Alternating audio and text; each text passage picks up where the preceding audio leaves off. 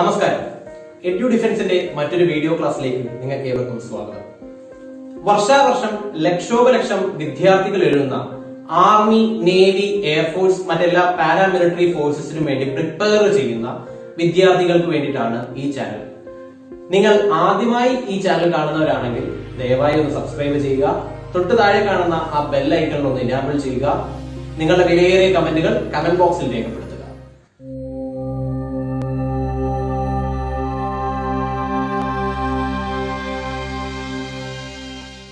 അപ്പൊ നമ്മൾ ഇന്നത്തെ ക്ലാസ് വൈറ്റമിൻസുമായി ബന്ധപ്പെട്ടതാണ്.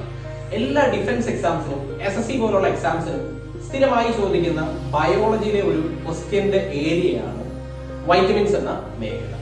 അപ്പൊ വൈറ്റമിൻസ് പഠിക്കുമ്പോൾ ബേസ് ആയിട്ടുള്ള കുറച്ച് ക്വസ്റ്റ്യൻസ് പഠിക്കുക. അത് മാത്രമല്ല, പല എക്സാമിനും പല രീതിയിലാണ്.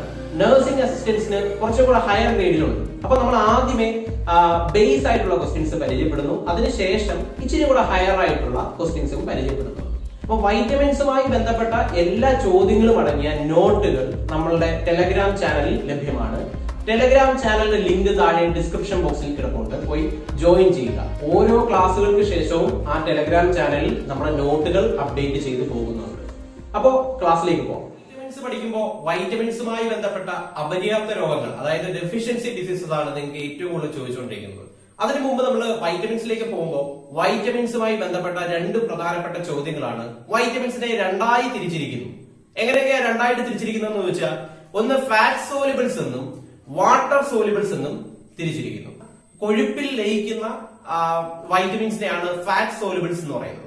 മറ്റൊന്ന് വാട്ടർ സോലിബിൾ, അതായത് ജലത്തിൽ ലയിക്കുന്നത്. അങ്ങനെ രണ്ടായിട്ട് തിരിച്ചിരിക്കുന്നു. അത് ഏതൊക്കെയാണ് എന്ന് ചോദിക്കും. ഓപ്ഷൻ ഇട്ടായിരിക്കും ചോദിക്കുന്നത്. അപ്പൊ അതിലേക്ക് പോകാം. നമുക്ക് ഫാറ്റ് സോലിബിൾസ് എന്നും വാട്ടർ സോലിബിൾസ് എന്നും വൈറ്റമിൻസിനെ രണ്ടായി തിരിക്കുന്നു. അപ്പോ ഫാറ്റ് സോലിബിൾസ് ഏതൊക്കെയെന്ന് ചോദിക്കും, അല്ലെ? താഴെ പറയുന്ന ഓപ്ഷൻസിൽ ഫാറ്റ് സോലിബിൾ അല്ലാത്തത് ഏതെന്ന് ചോദിക്കാം. അപ്പോ പഠിക്കാൻ എളുപ്പമാണ്. നോക്കുക, അഡക് എന്ന് ഓർത്തിരിക്കുക. ADEK, ഈ 4 പേരാണ് fat soluble vitamin. Vitamin A, vitamin D, vitamin E, vitamin K. ഈ 4 എണ്ണമാണ് ഫാറ്റ് സോലിബിൾ വൈറ്റമിൻ എന്നറിയപ്പെടുന്നത്. നോക്കുക, അപ്പൊ വാട്ടർ സോലിബിൾ ഏതൊക്കെയാന്ന് ചോദിച്ചാൽ നോക്കുക, Dയും Cയും ആണ്. വൈറ്റമിൻ Dയും വൈറ്റമിൻ Cയും ആണ് ജലത്തിൽ ലയിക്കുന്ന വൈറ്റമിൻസ്. അപ്പൊ അതുമായി ബന്ധപ്പെട്ട കുറച്ച് ചോദ്യങ്ങളുണ്ട്. ആ ചോദ്യങ്ങളിലേക്കും പോകാം. നമുക്ക് പഠിക്കേണ്ടത് വൈറ്റമിൻ എയുടെ ശാസ്ത്രീയ നാമം, ലൈക്ക് വൈറ്റമിൻ A എങ്ങനെ അറിയപ്പെടുന്നു, വൈറ്റമിൻ D എങ്ങനെ അറിയപ്പെടുന്നു, വൈറ്റമിൻ E എങ്ങനെ അറിയപ്പെടുന്നു, K എങ്ങനെ അറിയപ്പെടുന്നു, പിന്നെ അത് കുറയുമ്പോൾ വൈറ്റമിൻ A കുറയുമ്പോൾ ഉണ്ടാകുന്ന രോഗം ഏത്, വൈറ്റമിൻ D കുറയുമ്പോൾ ഉണ്ടാകുന്ന രോഗം ഏത്, ഈ ചോദ്യങ്ങളിലേക്ക് നമുക്കൊന്ന് പോകാം. അപ്പൊ ഒന്നാമത്തെ വൈറ്റമിൻ ആണ് വൈറ്റമിൻ A എന്നറിയപ്പെടുന്നത്. നമുക്കറിയാം, കണ്ണിന്റെ ഏറ്റവും ആവശ്യമായ, കണ്ണിന്റെ പ്രവർത്തനത്തിനോ കണ്ണിന്റെ കാഴ്ചയ്ക്കോ ഏറ്റവും ആവശ്യമായ വൈറ്റമിൻ ആണ് വൈറ്റമിൻ A.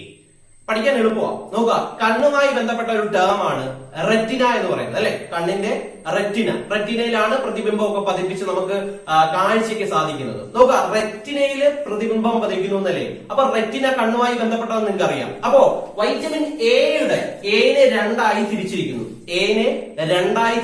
പക്ഷേ ആർമി, GD പോലുള്ള എക്സാംസിന് വളരെ ബേസിക് ആയിട്ട് പഠിച്ചാൽ മതി. വൈറ്റമിൻ എയുടെ അപര്യാപ്ത ഡിസീസ് ഏതെന്ന് പഠിച്ചാൽ മതി. നോക്കുക, 2 അപര്യാപ്ത ഡിസീസസ് ഉണ്ട്. ഒന്ന് നൈറ്റ് ബ്ലൈൻഡ്നെസ് ഉണ്ട്, അല്ലെ? Night blindness. മറ്റൊന്ന് നമ്മൾ പഠിക്കുന്ന എപ്പോഴും സിറോഫ്താൽമിയ എന്ന് പഠിക്കും. സിറോഫ്താൽമിയ.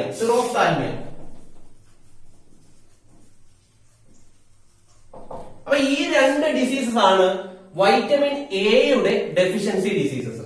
നോക്കുക, നമ്മൾ പഠിക്കുമ്പോ ഇനി നമ്മൾ പറയാൻ പോകുന്നത് ക്ലർക്കും ബാക്കിയുള്ള എക്സാംസിനും ബയോളജി, NCA, അതായത് നഴ്സിംഗ് അസിസ്റ്റൻസിനും വേണ്ടിയിട്ടുള്ള ടോപ്പിക്കുകളാണ്. നോക്കുക, എനെ രണ്ടായി തിരിച്ചിരിക്കുന്നു.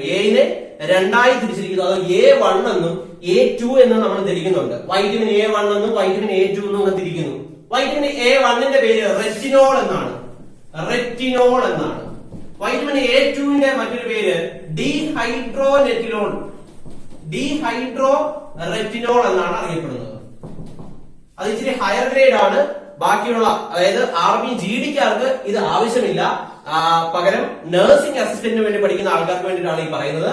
റെറ്റിനോൾ എന്നും ഡീഹൈഡ്രോ റെറ്റിനോൾ എന്നും തിരിക്കുന്നു. അപ്പൊ ഈ ഡീഹൈഡ്രോ റെറ്റിനോളിന്റെ അപര്യാപ്ത ഡിസീസ് ആണ് സിറോഫ്താൽമിയ. റെറ്റിനോളിന്റെ അപര്യാപ്ത ഡിസീസ് ആണ് നൈറ്റ് ബ്ലൈൻഡ്നെസ്. അപ്പോ ശ്രദ്ധിക്കുക, നമുക്ക് A1 A2 ചോദിക്കണ്ട. ആർമി GD-കാർക്ക് എഴുതേണ്ടത് A എന്ന് ചോദിച്ചു കഴിഞ്ഞാൽ നിങ്ങൾ എഴുതിക്കോണം. അതിന്റെ ഓപ്ഷൻ്റെ അത് നൈറ്റ് ബ്ലൈൻഡ്നെസ്സോ സിറോഫ്താൽമിയോ ഉണ്ടെങ്കിൽ ധൈര്യമായി എഴുതിക്കോ. പക്ഷെ ആർമി നഴ്സിംഗ് അസിസ്റ്റന്റ് പഠിക്കുന്ന ആൾക്കാര് ഇതിന്റെ ബയോളജിക്കൽ നെയിമുകളും കൂടെ ഓർത്തു വെക്കുക. അടുത്തത് വൈറ്റമിൻ ഡിയുമായി ബന്ധപ്പെട്ട ചോദ്യങ്ങളാണ്. വൈറ്റമിൻ ഡി എപ്പോഴും എല്ലിനോ പല്ലിനോ സ്ട്രെങ്ത് കൊടുക്കുന്ന വൈറ്റമിൻ ആണ് വൈറ്റമിൻ ഡി. അതുകൊണ്ട് തന്നെ എല്ലോ പല്ലോ ഉണ്ടാക്കിയിരിക്കുന്നത് കാൽസ്യം കൊണ്ടാണെന്ന് നിങ്ങൾക്ക് അറിയാം. അപ്പൊ ഈ കാൽസ്യത്തിന്റെ പേരാണ് ഇതിന്റെ ബയോളജിക്കൽ നെയിം. നോക്കുക, ബയോളജിക്കൽ നെയിം എങ്ങനെയാ? കാൽസിഫെറോൾ എന്നറിയപ്പെടുന്നു. കാൽസിഫെറോൾ എന്നറിയപ്പെടുന്നു. കാൽസിഫെറോൾ എന്നറിയപ്പെടുന്ന വൈറ്റമിൻ ആണ് വൈറ്റമിൻ ഡി. അപ്പൊ നമുക്കറിയാം വൈറ്റമിൻ ഡി അപര്യാപ്തം അല്ലെങ്കിൽ വൈറ്റമിൻ ഡി ഡെഫിഷ്യൻസി ഡിസീസ് ഏതാ? കാൽസ്യം ആഗിരണം ചെയ്യാൻ പറ്റാത്ത അവസ്ഥകളിലേക്ക് പോകും അല്ലെ? ആ രണ്ട് ഡിസീസ് ആണ്, ഒന്ന് റിക്കറ്റ്സ്, ഒന്ന് ഓസ്റ്റിയോമലേഷ്യ എന്നറിയപ്പെടുന്നു. അപ്പൊ രണ്ട് ഡിസീസസ് ആണ്, ഒന്ന് റിക്കറ്റ്സും ഒന്ന് ഓസ്റ്റിയോമലേഷ്യയും. എന്തിന്റെ അപര്യാപ്തമാണ്? വൈറ്റമിൻ ഡിയുടെ അപര്യാപ്തമാണ്. നോക്കുക, നഴ്സിംഗ് അസിസ്റ്റന്റ് പ്രത്യേകം ശ്രദ്ധിക്കുക, കാൽസിഫെറോൾ എന്നറിയപ്പെടുന്ന വൈറ്റമിൻ ആണ് വൈറ്റമിൻ ഡി. ഈ വൈറ്റമിൻ ഡി നമ്മുടെ ശരീരത്തില് സ്വാഭാവികമായിട്ട് ഉൽപ്പാദിപ്പിക്കപ്പെടുന്ന വൈറ്റമിൻ ആണ്. അത് എങ്ങനെ ഉൽപ്പാദിപ്പിക്കപ്പെടുന്നു എന്ന് വെച്ചാൽ രാവിലെയുള്ള വെയിൽ കൊണ്ടു കഴിഞ്ഞാൽ കിട്ടുന്ന വൈറ്റമിൻ ആണ് വൈറ്റമിൻ ഡി. അതുകൊണ്ടാണ് പണ്ടുള്ള ആൾക്കാർ നമ്മൾ രാവിലെ വെയിൽ കൊള്ളണം എന്നൊക്കെ പറയുന്നത്. അതുകൊണ്ട് തന്നെ നമ്മുടെ ശരീരത്തിൽ സൺ ലൈറ്റ് വഴി ഡയറക്റ്റ് നമ്മുടെ ശരീരത്തിൽ പ്രൊഡ്യൂസ് ചെയ്യുന്ന വൈറ്റമിൻ ഏതാന്ന് വെച്ചാൽ വൈറ്റമിൻ ഡി ആണ്. അതിനാൽ ആ വൈറ്റമിൻ ഡി അറിയപ്പെടുന്നത് സൺഷൈൻ വൈറ്റമിൻ എന്നാണ്. സൺഷൈൻ വൈറ്റമിൻ എന്നറിയപ്പെടുന്നു. സൺഷൈൻ വൈറ്റമിൻ എന്നറിയപ്പെടുന്ന വൈറ്റമിൻ ആണ് വൈറ്റമിൻ ഡി. അടുത്തതായിട്ട് വൈറ്റമിൻ ഇ ആണ്. വൈറ്റമിൻ ഇ നമ്മുടെ ശരീരത്തിൽ ടോക്കോഫിറോൾ എന്നറിയപ്പെടുന്ന വൈറ്റമിൻ ആണ്. ടോക്കോഫിറോൾ എന്നറിയപ്പെടുന്ന വൈറ്റമിൻ ഇ ആണ് നമ്മുടെ ശരീരത്തിൽ ബ്യൂട്ടി വൈറ്റമിൻ എന്നറിയപ്പെടുന്നത്. ബ്യൂട്ടി വൈറ്റമിൻ എന്നറിയപ്പെടുന്ന വൈറ്റമിൻ ഏതെന്ന് വെച്ചാൽ ടോക്കോഫിറോൾ ആണ്, അതായത് വൈറ്റമിൻ ഇ ആണ്. അപ്പൊ ഒന്നാമത്തെ സവിശേഷത ബ്യൂട്ടി വൈറ്റമിൻ എന്നറിയപ്പെടുന്നു. ബ്യൂട്ടി വൈറ്റമിൻ എന്നറിയപ്പെടുന്നു. ഈ ബ്യൂട്ടി വൈറ്റമിൻ എന്നറിയപ്പെടുന്ന നമ്മള് ചില ആൾക്കാര് ഈ പയറുപൊടിയൊക്കെ കണ്ടിട്ടില്ലേ? പയറുപൊടിയൊക്കെ നമ്മുടെ ശരീരത്തിൽ മുഖത്തൊക്കെ തേക്കുമ്പോ ബ്യൂട്ടി വരും എന്നൊക്കെ പറയുന്നത്. അപ്പൊ പയറിന്റെ അകത്തൊക്കെ ഏറ്റവും കൂടുതൽ കാണപ്പെടുന്നത് വൈറ്റമിൻ ഇ ആണ്. അതുകൊണ്ടാണ് ഈ ബ്യൂട്ടി വൈറ്റമിൻ എന്നുള്ള പേര് ഇതിന് കിട്ടിയത്. അപ്പോ ബ്യൂട്ടി വൈറ്റമിൻ എന്നറിയപ്പെടുന്ന വൈറ്റമിൻ ആണ് വൈറ്റമിൻ ഇ. അടുത്തത് നമ്മുടെ ശരീരത്തിലെ ഹൃദയത്തിന് അല്ലെങ്കിൽ ഹാർട്ടിന് ഏറ്റവും കൂടുതൽ ആരോഗ്യം അല്ലെങ്കിൽ ആ ഹാർട്ടിന്റെ മസിൽസിന് ഏറ്റവും കൂടുതൽ സ്ട്രെങ്ത് കൊടുക്കുന്ന വൈറ്റമിൻ ഏതെന്ന് വെച്ചാൽ വൈറ്റമിൻ ഇ ആണ്. അപ്പോ വൈറ്റമിൻ റിലേറ്റ് ടു ഹാർട്ടിന്റെ സ്ട്രെങ്ത്, ഹാർട്ടിന്റെ സ്ട്രെങ്തിന് ഏറ്റവും അനുയോജ്യമായിട്ടുള്ള വൈറ്റമിൻ ആണ് വൈറ്റമിൻ ഇ. ഇനി വൈറ്റമിൻ ഇ തന്നെയാണ് നമ്മുടെ റീപ്രൊഡക്റ്റീവ് ഗ്രോത്തിന് സഹായിക്കുന്നത്. നമ്മുടെ റീപ്രൊഡക്റ്റീവ് ഗ്രോത്തിന് ഏറ്റവും കൂടുതൽ സഹായിക്കുന്ന വൈറ്റമിനും വൈറ്റമിൻ ഇ ആണ്. അപ്പൊ വൈറ്റമിൻ ഇയുടെ അപര്യാപ്തം മൂലം ഉണ്ടാകുന്ന രോഗം ഏതെന്ന് വെച്ച് കഴിഞ്ഞാൽ ഇൻഫെർട്ടിലിറ്റി ആണ്.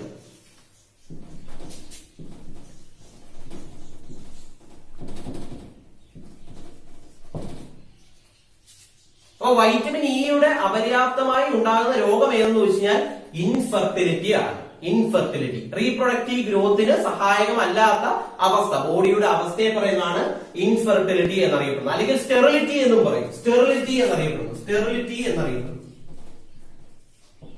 അപ്പൊ ഡിസീസ് ഏതാന്ന് വെച്ച് കഴിഞ്ഞാൽ, അല്ലെങ്കിൽ ഡിസീസ് അല്ല, അപര്യാപ്ത അവസ്ഥ ഏതാന്ന് വെച്ച് കഴിഞ്ഞാൽ ഇൻഫെർട്ടിലിറ്റി അല്ലെങ്കിൽ സ്റ്റെറിലിറ്റി ആണ്.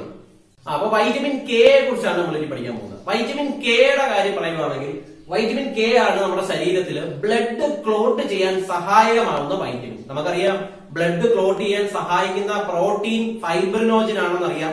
ആ ഫൈബ്രിനോജന്റെ ക്ലോട്ടിങ്ങിന് സഹായിക്കുന്ന, നമ്മുടെ ബ്ലഡിന്റെ ക്ലോട്ടിങ്ങിന് സഹായിക്കുന്ന വൈറ്റമിൻ ഏതെന്ന് വെച്ചാൽ വൈറ്റമിൻ കെ ആണ്. അതുകൊണ്ട് തന്നെ ബ്ലഡ് ക്ലോട്ടിംഗ് അറിയപ്പെടുന്നത് കൊയാഗുലേഷൻ എന്നാണ് അറിയപ്പെടുന്നത് അല്ലെ? അപ്പോ കൊയാഗുലേഷൻ വൈറ്റമിൻ എന്നറിയപ്പെടുന്നു. കൊയാഗുലേഷൻ വൈറ്റമിൻ എന്നറിയപ്പെടുന്നു. കൊയാഗുലേഷൻ വൈറ്റമിൻ എന്നറിയപ്പെടുന്നത് വൈറ്റമിൻ കെ ആണ്. വൈറ്റമിൻ കെയുടെ അപര്യാപ്തം മൂലം ഉണ്ടാകുന്ന രോഗം ഏതെന്ന് വെച്ചാൽ ബ്ലഡ് ക്ലോട്ടിങ്ങിന് ഡിലേ വരുന്നു. Delay in blood clotting. അപ്പൊ ഡിലേ ഇൻ ബ്ലഡ് ക്ലോട്ടിങ്ങിന് ഡിലേ വരുന്നു അല്ലെ, താമസം. വൈറ്റമിൻ കെയുടെ ഡെഫിഷ്യൻസി മൂലമാണ് ഡിലേ ഇൻ ബ്ലഡ് ക്ലോട്ടിംഗ് ഉണ്ടാകുന്നത്. അപ്പൊ വൈറ്റമിൻ കെ ബയോളജിക്കൽ നെയിം ഏതാന്ന് വെച്ചാൽ ഫില്ലോക്വിനോൺ എന്നറിയപ്പെടുന്നു.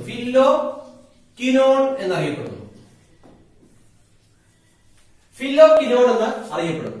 നമുക്ക് വൈറ്റമിൻ സി ആണെങ്കിൽ, വൈറ്റമിൻ സി ആണ് നമ്മുടെ ശരീരത്തിൽ ഇമ്മ്യൂണിറ്റി കൊടുക്കുന്ന വൈറ്റമിൻ. അപ്പൊ നമ്മുടെ ശരീരത്തിൽ ഇമ്മ്യൂണിറ്റി കൂട്ടാൻ വേണ്ടിയിട്ടാണ് ഈ കൊറോണ ടൈമില് വൈറ്റമിൻ സിയുടെ ടാബ്ലറ്റ് കഴിക്കണം എന്ന് പറയുന്നത്. അപ്പൊ ഇമ്മ്യൂണിറ്റി ബൂസ്റ്റർ ആയിട്ട് ആക്ട് ചെയ്യുന്ന വൈറ്റമിൻ ഏതെന്ന് വെച്ചാൽ വൈറ്റമിൻ സി ആണ്.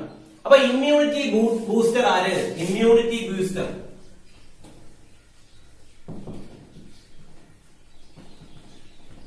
ഇമ്മ്യൂണിറ്റി ബൂസ്റ്റർ ആയിട്ടുള്ള വൈറ്റമിൻ ഏതെന്ന് വെച്ചാൽ വൈറ്റമിൻ സി ആണ്. ഇനി വൈറ്റമിൻ സി അറിയപ്പെടുന്ന മറ്റൊരു പേര് എന്ന് പറഞ്ഞാൽ അസ്കോർബിക് ആസിഡ് എന്നാണ്. അസ്കോർബിക് ആസിഡ് എന്നറിയപ്പെടുന്ന വൈറ്റമിൻ ആണ് വൈറ്റമിൻ സി.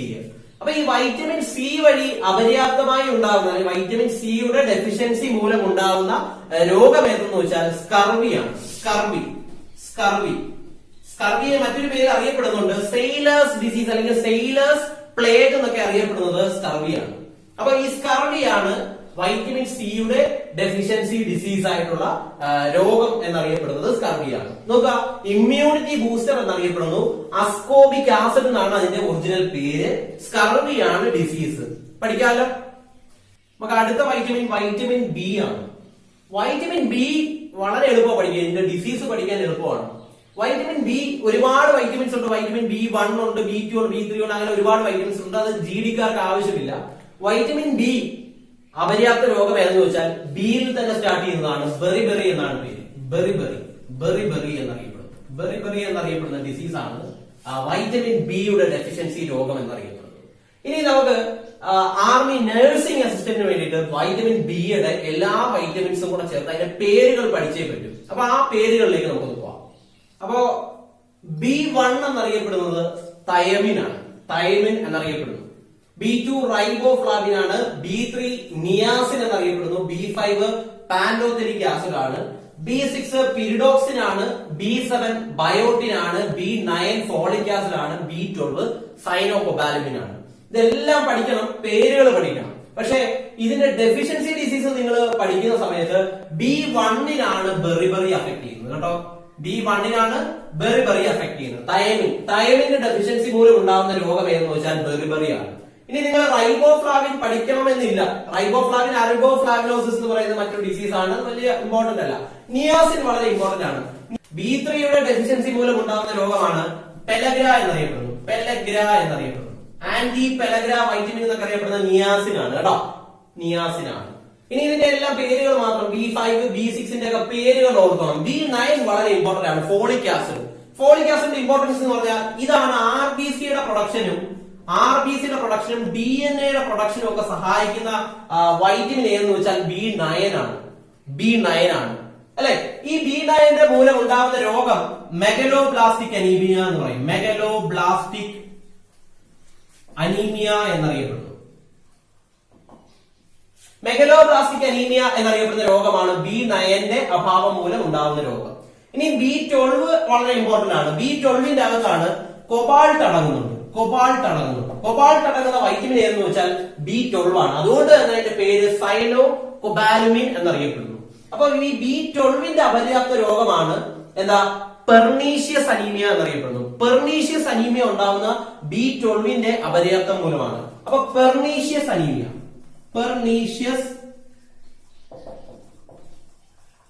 ഉണ്ടാവുന്നത് B12ന്റെ അഭാവം മൂലമാണ്. അപ്പൊ നമ്മൾ വൈറ്റമിൻസ് പഠിച്ചു. വൈറ്റമിൻസുമായി ബന്ധപ്പെട്ട പേരുകൾ, വൈറ്റമിൻസിന്റെ പേരുകൾ, ഒറിജിനൽ ബയോളജിക്കൽ നെയിമുകൾ പഠിച്ചു. വൈറ്റമിൻസുമായി ബന്ധപ്പെട്ട ഡെഫിഷ്യൻസി ഡിസീസസ് പഠിച്ചു. അപ്പൊ ആർമി GD-ക്കാർക്ക് വേണ്ടുന്ന ബേസ് ആയിട്ടുള്ള ടോപ്പിക് എടുത്തിട്ടുണ്ട്.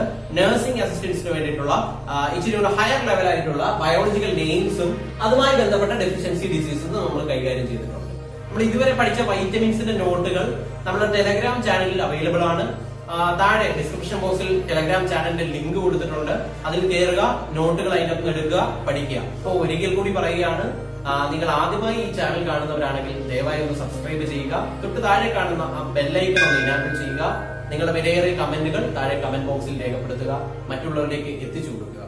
അപ്പോ ബൈ.